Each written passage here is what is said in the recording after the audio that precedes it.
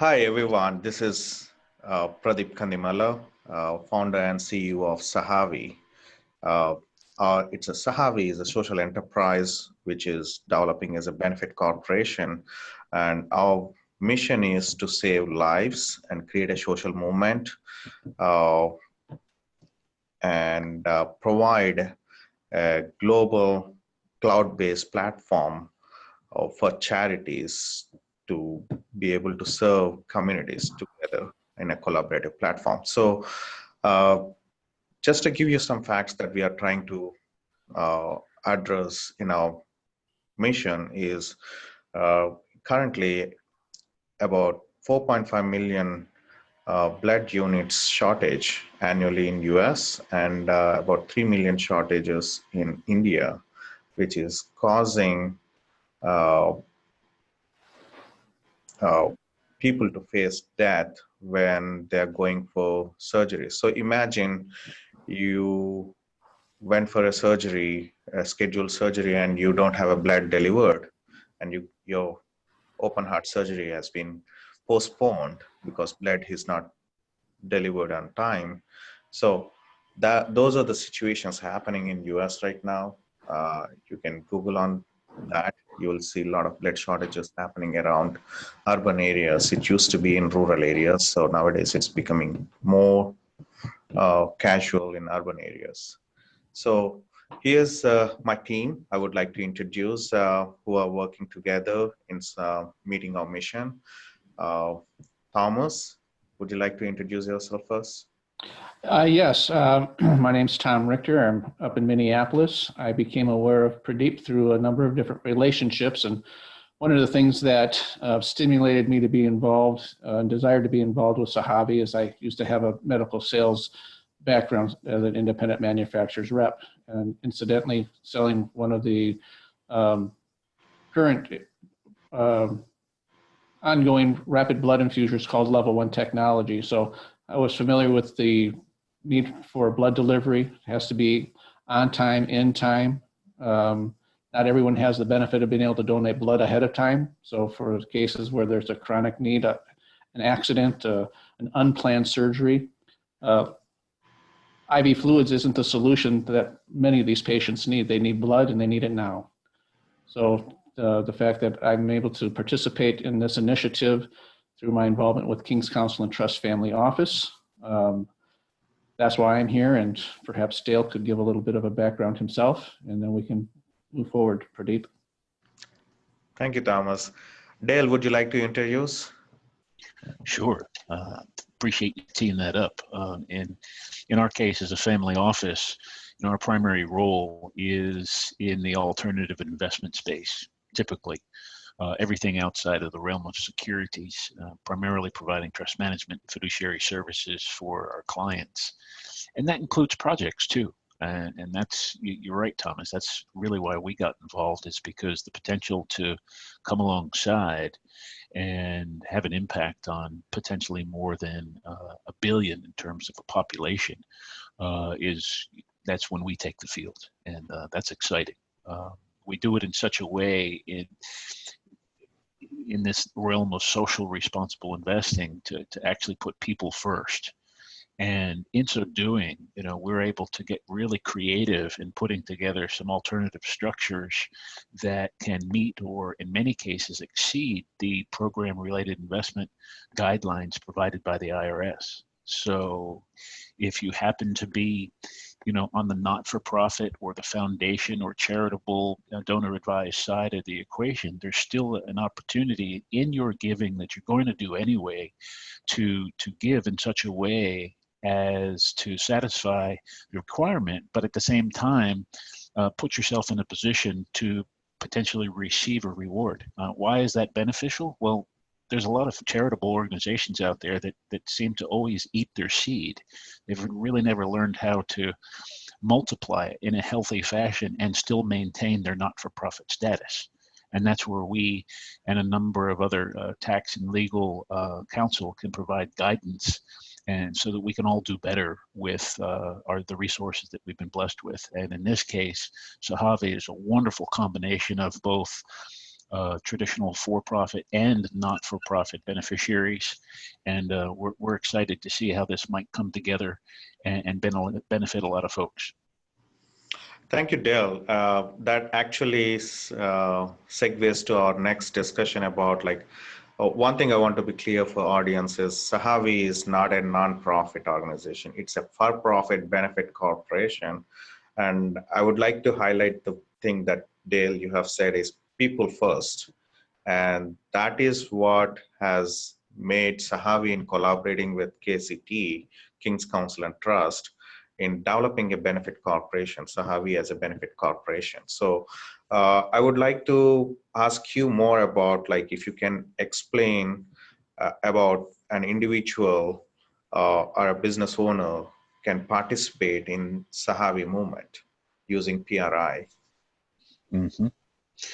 Well, I think for anyone that's coming from traditional corporate mindset, there's a growing trend among CEOs, leadership of existing corporations, particularly the public ones, that are all getting on board to decide, you know what, we can actually do better. And not just to impact our financial bottom line, but also in the social or environmental or governance or what they refer to as ESG, or in some circles, social responsible investing. So I think anyone that's coming from, looking for ways to be able to kind of partner with and support with their respective foundations that they all seem to already have, this is a wonderful opportunity to kind of put a feather in their cap, assuming that it's a good fit and it furthers their philanthropic goals. You have such a broad reaching, not just domestically, but potentially internationally impact. I would imagine any number of individuals, corporately and or organizationally could benefit from partnering or sponsoring in some way this initiative. Perfect, Dale. Thomas, I would like to ask you about every contributor would like to know what is in it for me, right? I mean, it's true with investors too. What is in it for me? So PRI provides an opportunity for program-related investments, provides an opportunity for somebody. Yes. Not from just impact point of view, there's a returns point of view. So can you please explain that? Sure. Well, the PRI investment strategy and SAHAVE's specific opportunity provides those who want to be donors to this initiative to give the gift that keeps on giving, such that to the degree that SAHAVE is successful over the term of his initiative, there is a real possibility that based on the success of his initiative, that there is provision built in such that the donor has the opportunity to receive as a royalty off the top line gross receipts. So to the degree that SAHAVE is successful, your gift could multiply, your seed could multiply. As Dale mentioned, that many organizations don't know how to multiply their seed, and they give without any expectation that their seed could be multiplied. So SAHAVE has a unique instrument that has that provision built in. And when it comes back, the only requirement is that you turn around and you put it right back out into someone else's field, because that's the purpose of that's the primary purpose of that investment that you would make into SAHAVE. It has to satisfy your mission-related giving. It's not primarily done as an investment or for the production of income or the appreciation of property. And of course, the funds can't be used for lobbying or any other prohibited political activity. So if you're looking for a gift that keeps on giving based on the success of this initiative, you get to give and give again, and you can do it while you're still alive. So there's no need to be dead in order to have your resources do well. You can do well while you're still living. So I hope that addresses your question adequately, Pradeep. Wow, that's great, Thomas. So that now points me to Dale. I mean, Dale, there are a lot of philanthropists in the world today, right? And I'm not talking about big philanthropists, billionaires. I'm talking about small philanthropists. Everybody have a philanthropy in their heart, right? Whoever is earning. So they are doing givings, and majority of the givings are going to charities, obviously, today, and it's been consumed. So can you, I mean, there's a challenge with charities to multiply what Thomas has just mentioned about, right?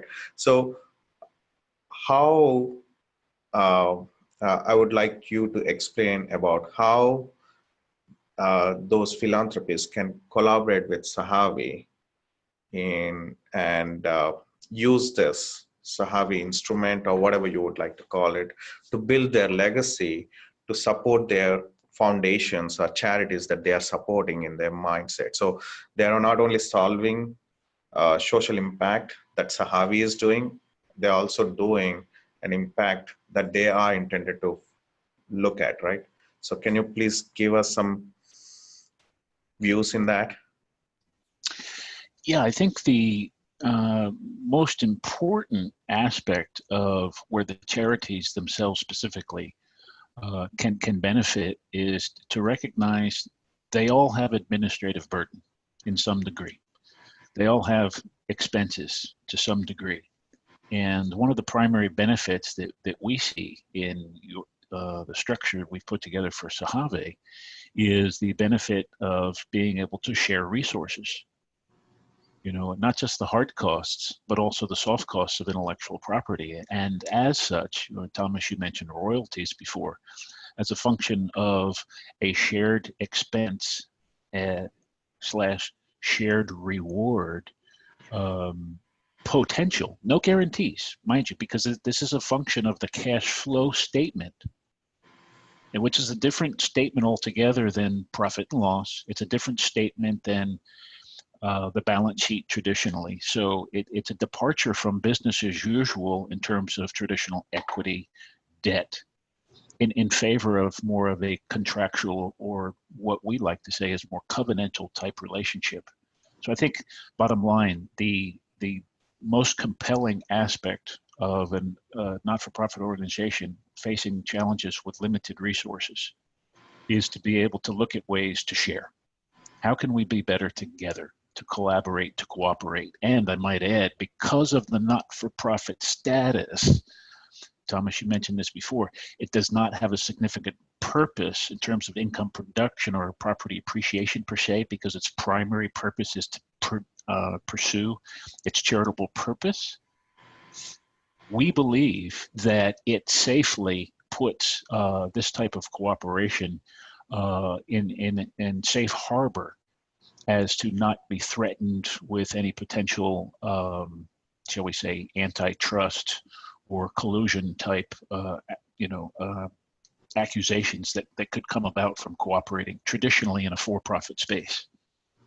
So again, the more that we can mitigate a lot of the traditional red tape and regulation that's out there and navigate these waters, I think this is where, again, collectively, we, your CPAs, your legal counsel, we can all be better together.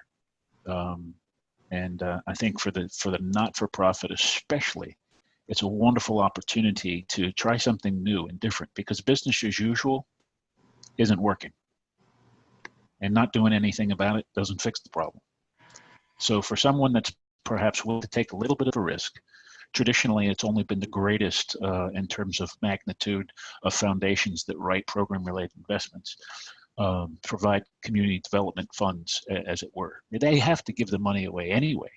Well, you might as well put it in a position where it has a chance to come back, so that you give over and over and over again. And that's this structure in this case, and that's from a residual benefit, how then a not-for-profit could also put themselves in a position to receive adequately for sharing in this journey with you. Thank you, Dale. I mean, that opens up like what SAHAVE should be. And as an individuals who are more philanthropists, they would like to leave a legacy, right? I mean, that is what we are focusing on with this instrument. It allows for charities and also SAHAVE and individuals being collaboratively working towards a legacy and sustainable communities that thrive forever and eliminate poverty, hunger, and all other issues that we can save lives. So let's end with that. And I would like to invite audience to know more about SAHAVE and the opportunity to be part of SAHAVE movement. You please contact me at Pradeep at sahave.org, PRADEEP at Sahave, SAHAVE.org, or you can also visit our website, www.sahave.org, or you can search for SAHAVE in LinkedIn and contact us through that. So thank you very much.